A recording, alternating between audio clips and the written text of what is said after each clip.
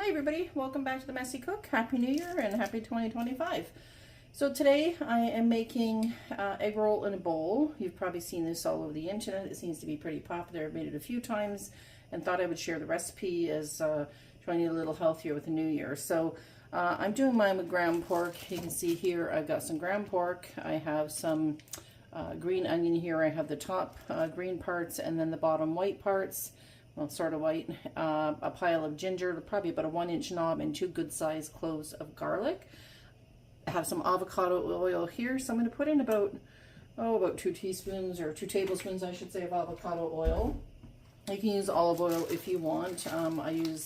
For this, I like to use the avocado oil because it doesn't have a huge flavor profile, whereas the olive oil would give that little bit more of the olivey taste, but you can use whatever you like. Use peanut oil if you want to zazz it up a bit. If you have a nut allergy, just use a basic oil. So I'm using this one as it's a good oil. I don't like using canola oil or corn oil. They're actually not good for you. You can also use bacon fat if you want, or what else could we use?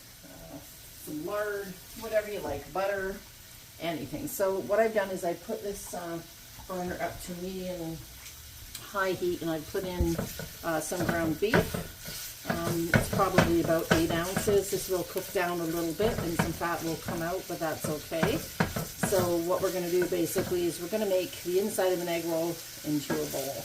You want to brown this ground pork, or you can use whatever meat you like. If you use ground meat, of course, you can use pork, you can use sausage, you can use ground chicken, ground turkey, ground beef, whatever you like. So I'm going to get this cooked till it's just about browned and cooked through, and I'm going to show you the next steps. And we're almost there.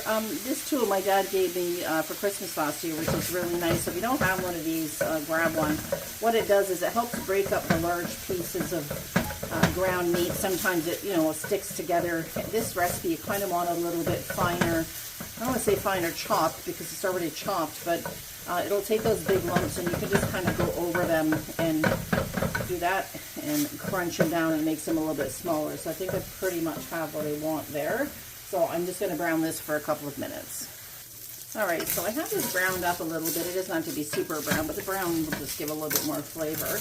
And what I'm going to do is I'm going to move this to the side, and I'm going to add, actually, there's a fair amount of fat in the bottom there. So I'm going to leave that. If you don't have enough fat and you've got lean meat and you need some fat to help fry the egg, just add a little bit more of the avocado oil in. I just hand mixed up 2 nice fresh eggs. I'm going to put them in. And what I want to do is I want to get these scrambled because I didn't have a huge pack of ground pork. I wanted to make sure I got a little extra protein in here so it fills me up for dinner. This is going to make 2 portions. And again, up the meat content or egg if you want. And if you don't want the egg, you can leave that out as well. But I like to add that in just to give a little more something, almost like when you make a fried rice and you add some egg in there just to give a little bit of extra something.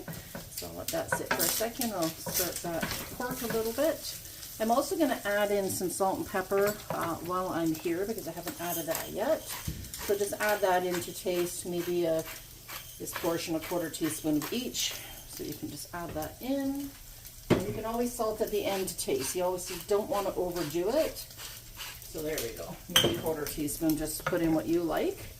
And so scramble that egg a little bit more. I'm sticking a bit, but that's no big deal. We're going to add in some a little bit of water later to help steam some of this off when I add some more ingredients. So there we go. So we've got that all added in. I'm going to mix those together. I'm going to add in my what we call aromatics. So my ginger.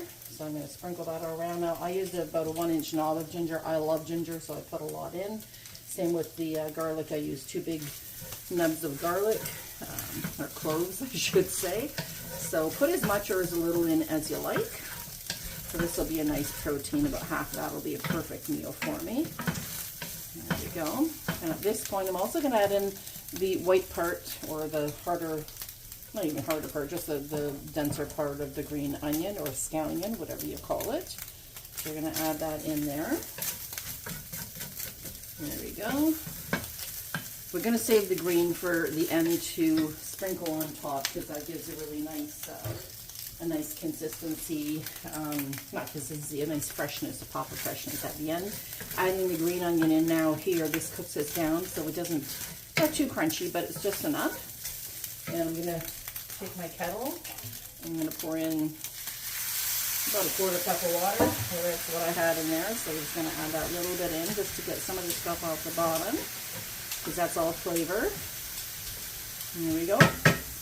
What we're going to add in now is I'm going to add in, I have a big bag of coleslaw, pre-mixed coleslaw. So there's no dressing or anything in it. It's just basically cabbage and a little bit of shredded carrot and a little bit of shredded purple cabbage as well. So we just want to put this all in. It looks like a lot. You think, oh my gosh, but don't worry, that's going to cook down. So we'll be able to get that going. So we're going to add that in. That piece is kind of big, so we'll tear it up a little bit. I'm also going to add in a little bit more water. So let me just get that here. Take some from the sink because my kettle's out. There are probably total between what water I put in this and is about a half a cup. So I'm going to stir this around. This is going to cook down pretty quickly, but we just want to get everything all mixed in. So I'm going to cook this probably about 5 minutes, and I will come back and show you what other seasonings we add in and how we finish this off. Okay, so I cooked this down and it's gone down to about half, and I'm almost where I want it to be. So the water has all cooked off. What that's done is helped soften up some of this cabbage that's in our slaw mix. And I'm going to add in, I don't know why I put that in the middle. Sometimes what I do just to get the extra liquid is kind of push to the sides and see there's no liquid there. A couple little bubbles, but nothing major. That's just what's left in the cabbage. And I'm going to get this fried up a little bit more, and I'm going to add some lovely seasonings. So I have toasted sesame oil, which gives it a really nice nutty Asian flavor. So I'm going to do about a teaspoon of that. So drizzle this all over. Don't overdo it on this because this can be really potent if you do too much. And again, you can always drizzle a little bit on it at the end. I'm also using tamari, which is a gluten-free, basically like a soy sauce. So just use soy sauce if that's all you have. It's basically the same thing, tastes exactly the same. So you know what, I'm going to glug it. I'm going to probably do 2 tablespoons, because I like a fair amount. We want this to have a nice good taste. So we're going to, that's all mixed in. Oh, the smell is amazing. You just want to get this all mixed together, all the flavors combined. The other thing you can do too, if you want a little more veggies, you don't want just cabbage, you can throw in some, just slice up some green beans. You can shred up some Brussels sprouts. That's a good way to get them in. And go from there. And let's see here. So I'm going to turn this right up to high. I'm going to cook this just for 1 or 2 more minutes. And I'm going to check the seasoning and make sure everything tastes the way I want it to. And I'm going to get this plated. Okay, so this is done. I tasted it. For me, it's seasoned perfectly. Taste if you want more sesame flavor, you can do what I'm doing, or you can add some additional sesame oil. What I like to do, honestly, is just sprinkle some sesame seeds on top. So this is 2 meals for me, so I'm going to do one now, and I'm just going to put this one in the bowl and refry it up tomorrow. So I can show you here. I'll get half of it out of the pan. Let's see here. This is actually a very nice serving. As you can see, that's more than enough. Ooh, hot and steaming. There we go. I like to add a little bit of sesame, so I have just white sesame. They're roasted. If you don't have roasted, just pop it in your frying pan, but watch it and you can toast them up yourselves. I also like some black sesame. And then right here, I have that fresh green onion. I'm going to save the other half for tomorrow. And voila, we're done. So I'm just going to give you a little bit closer up view here so you can see. You got nice egg and some pork, this lovely cabbage. It's actually really delicious. If you want to sweeten it up, you can add a little bit of plum sauce like you would put on a regular egg roll. Oh, it's very hot, but boy, oh boy, that's delicious.